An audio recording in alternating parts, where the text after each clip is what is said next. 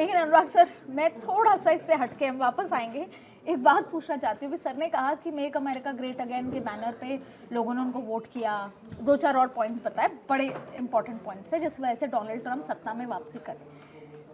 अब मुझे ऐसा लगता है कि शायद अमेरिकन एंजॉय कर रहे हैं इसको। क्यों एंजॉय कर रहे हैं?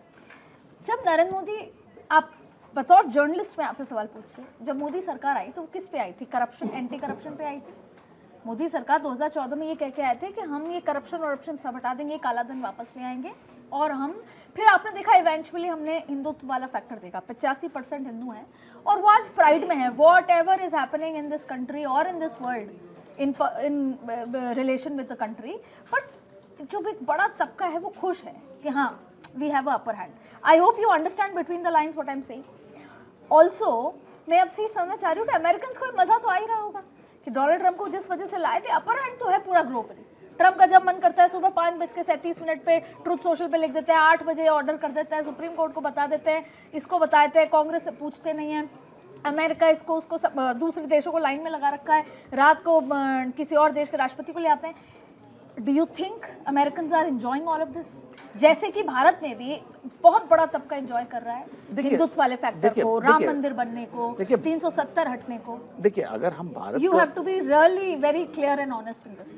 नहीं, देखिए, अगर आप देश की बात करेंगे तो यहाँ पे एक सबसे बड़ी प्रॉब्लम क्या है कि अगर आप ये कहते हैं कि हम हिंदुत्व को एंजॉय कर रहे हैं, या हम जो 15 लाख नहीं आए उसको हमने इग्नोर कर दिया है, या बिकॉज ऑफ अदर रीजन, हाँ, जो हुआ, तो उसमें अगर आप देखेंगे तो इंडियंस के पास एक बहुत बड़ी समस्या ये है, वो आज से 10 साल पहले से जो चली आ रही है, हमारे पास कोई विकल्प नहीं है। और डेमोक्रेसी का जो सबसे बड़ा वो है कि सिलेक्शन या election of A laser evil.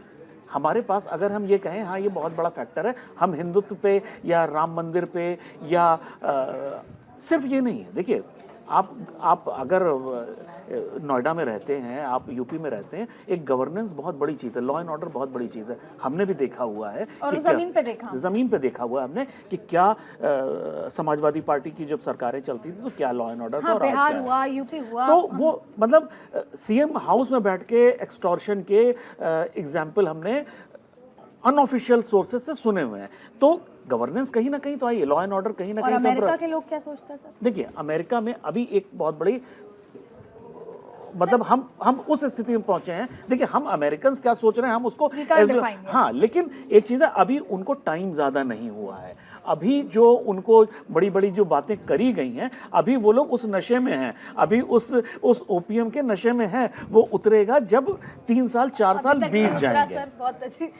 Sir, मेरे दर्शक ये जानना चाहते हैं कि जो यूएस ट्रेड डील हुई, जिस पर हमने पहले भी चर्चा की, और क्या फ़ायदा हुआ क्या नुकसान हुआ, जिस पे मोर और लेस क्लैरिटी आई भी और नहीं भी आई। रशियन ऑयल बाइंग पे अभी तक क्लैरिटी नहीं थी, एग्रीकल्चर सेक्टर्स पे सेमी क्लैरिटी आई थी। अब क्या ये सुना है कि एक डेलीगेशन भारत से यूएस जाने वाला था, वो जाएगा नहीं जाएगा? क्लैरिटी बताइए। देखिए, ये जो रिपोर्ट है कि भारत का एक डेलीगेशन जाने वाला था, वो अपनी जो यात्रा है वो अब पोस्टपोन उसने कर दी है, क्योंकि यूनाइटेड स्टेट्स ऑफ अमेरिका का ये जो यूएस सुप्रीम कोर्ट का जो वर्डिक्ट आया है, उसके बाद से एक नई स्थिति पैदा हो गई है। और इसको क्या स्थिति है सर? स्थिति ये है कि अभी जो टैरिफ को लेकर के अब यूनाइटेड स्टेट्स ऑफ अमेरिका का जो ट्रम्प प्रशासन है, वो नए तरीके की नीतियों पे अब कार्य करेगा, क्योंकि IEEPA का इस्तेमाल तो अब वो कर नहीं सकते। तो उसके लिए वो अल्टरनेट जो विकल्प हैं वो तलाश रहे हैं। और इस संदर्भ में मैं बताना चाहता हूँ कि जो अभी डोनाल्ड ट्रंप ने अख्तियार किया है जो रुख, उसमें वो ट्रेड एक्ट का इस्तेमाल कर रहे हैं, जिसकी कि धारा 122 का तो उन्होंने पहले ही इस्तेमाल किया, और 15% का टैरिफ ऑल अक्रॉस इम्पोज कर दिया है। और जाहिर है कि अगर भारत की बात करें तो वो 15% का जो टैरिफ इम्पोज करने से हमारा जो अभी 18% का जो टैरिफ था उसमें 3% की कमी आई है। तो भारत को तो इसमें थोड़ा गेन हुआ है, लेकिन ये जो स्थिति है वो वोलाटाइल है। और ट्रंप के जो कई जो शीर्ष अधिकारी हैं वो इस बात को भी कह रहे हैं कि जो अदर सेक्शंस हैं जैसे कि ट्रेड एक्ट का जो 301 का जो सेक्शन है, अनफेयर ट्रेड प्रैक्टिसेस का जो सेक्शन है, या जो 1930 का एक टैरिफ एक्ट है उसकी धारा 338 को भी इस्तेमाल करते हुए वो कह रहे हैं कि 50% का भी टैरिफ हम इम्पोज कर सकते हैं। और वो जो 1930 का जो टैरिफ एक्ट है वो अभी तक किसी राष्ट्रपति ने उसका कभी इस्तेमाल नहीं किया, जो कि ग्रेट डिप्रेशन के बाद बना था।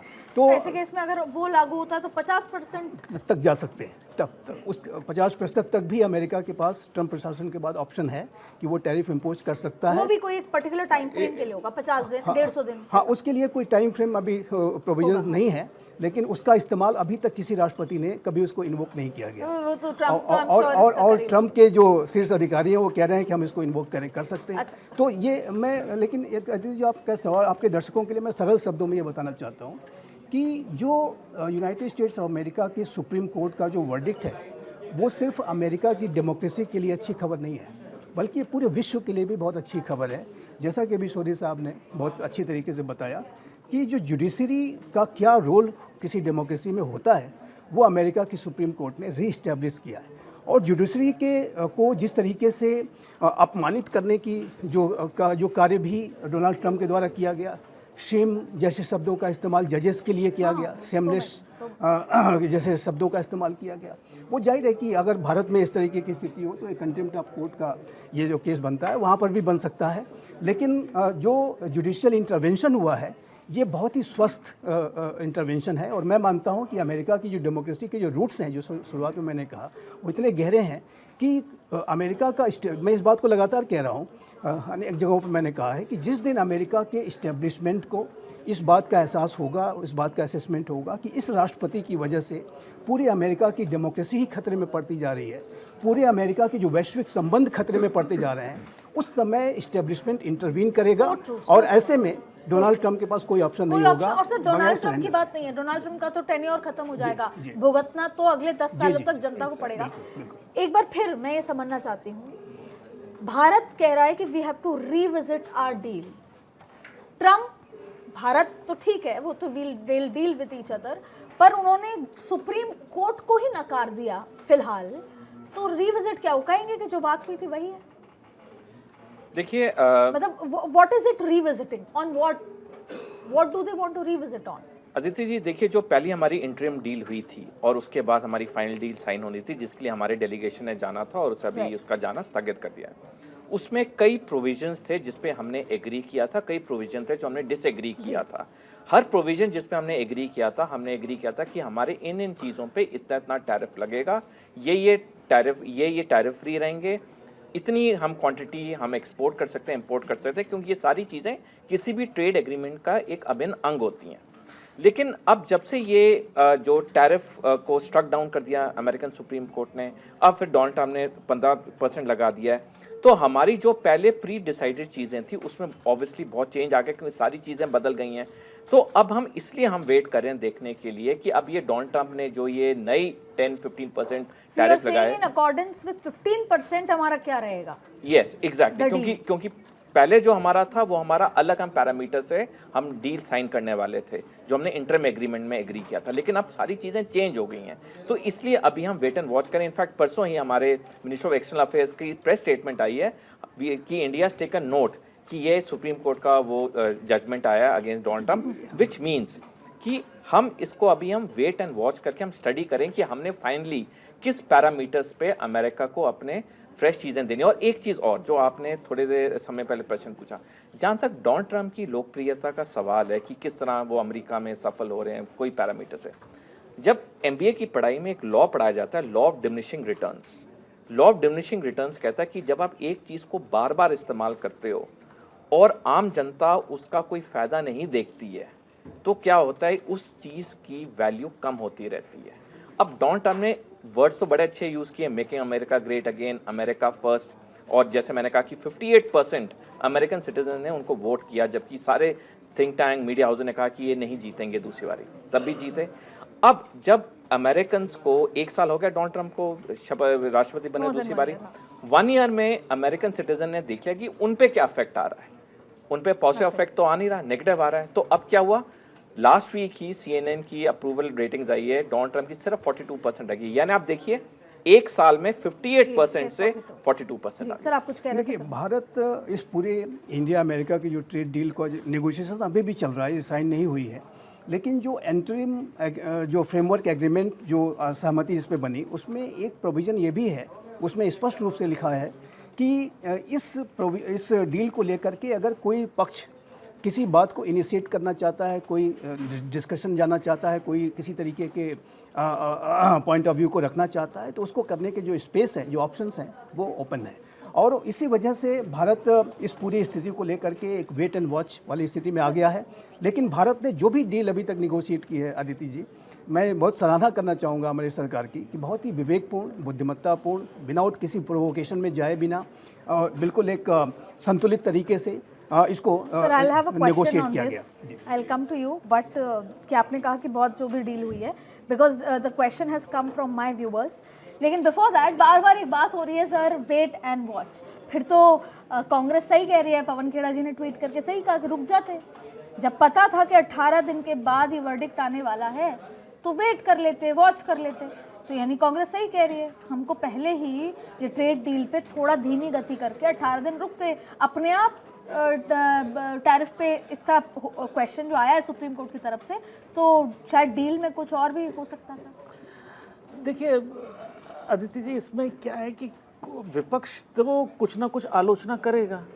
अब वो आलोचना सही है, गलत है? नहीं, अब ये तो हमें नहीं पता था ना कि निर्णय क्या आएगा, सुप्रीम कोर्ट का निर्णय क्या आएगा, ये किसे नहीं, ठीक है। देखिए, मैं कोई सरकार को डिफेंड नहीं कर रहा हूँ, लेकिन मैं ये कह रहा हूँ कि जो भी जिस तरह से राष्ट्रपति ट्रंप ने जिस तरह से इंडिया को कॉर्नर करने की कोशिश करी थी, उसको अगर आप इंडिया की हैंडलिंग देखेंगे तो वो उसको कहीं भी क्वेश्चन किया नहीं जा सकता है। इंडिया ने जिस तरह से ऑल्टरनेट पूरी व्यवस्था बना ली थी कि हमें किस तरह से अपनी जो है मेक इन इंडिया को किस तरह से स्ट्रेंथन करना है, कंज्यूमर बेस्ड जो है अपनी जो है कंजम्पशन बेस्ड इकोनॉमी बनानी है, तो वो जो चीज़ें उन्होंने करी थी वो हमने अपनी तैयारी पूरी कर ली थी। ऐसा नहीं था कि हम कहीं भी पिछड़े हुए थे या हम कहीं भी खतरे में पड़ रही थी हमारी इकोनॉमी।